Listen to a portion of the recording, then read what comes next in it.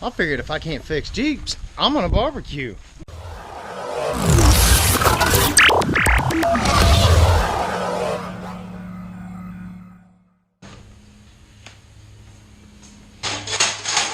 Good morning, guys. Welcome to another episode of Bubba's Garage.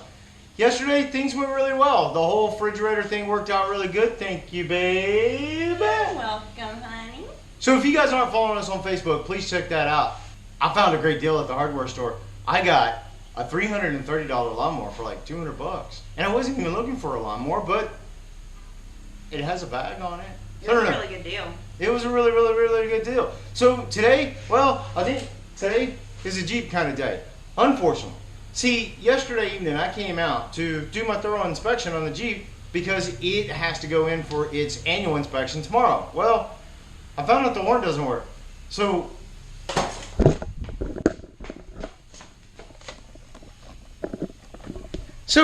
I'm gonna have to work on the horn today. It's good.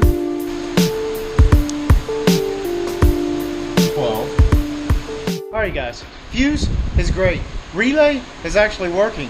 The funny thing is the relay is actually engaged without anyone blowing the horn.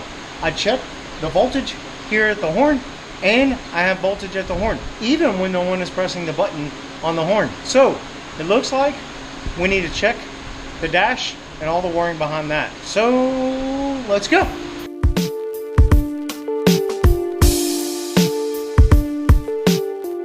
Alright guys, so here's what we found. This little connector here, it's shorted out. It is engaging my horn constantly. Unplug this little guy from the clock spring and it disengages the horn. So I think we need to replace the clock spring.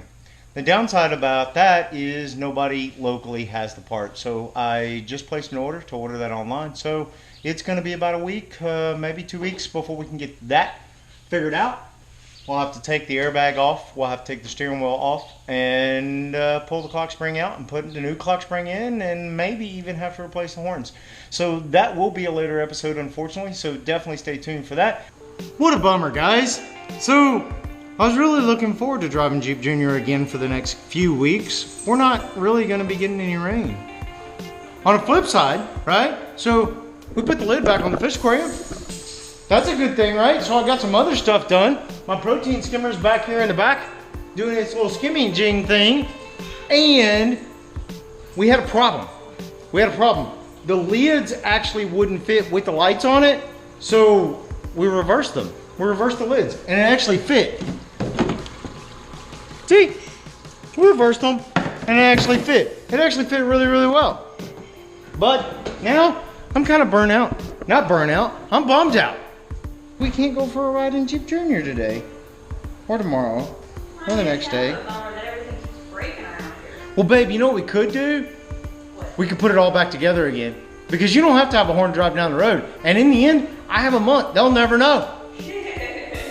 They'll never know. True. That's what we should do. What do you think, Odie? And go for a ride?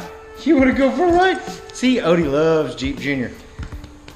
He loves Jeep Junior. You know why he loves Jeep Junior? It's because he didn't have to be in a cage in Jeep Junior. But when we drive the altitude, he's got to go in a cage. You don't like it.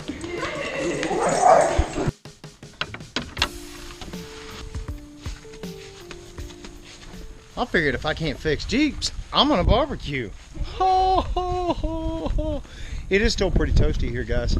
He is very toasty. Actually, Bobby was out earlier and her shoulders were getting burned.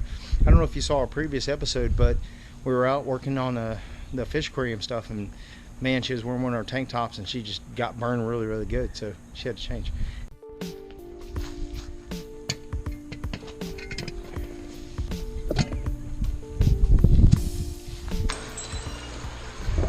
Wow, guys, it's been crazy. We decided not only are we going to get up and barbecue in the backyard, but we were going to go ahead and do our cycle change on the saltwater aquarium setup because we got a protein skimmer installed the other day.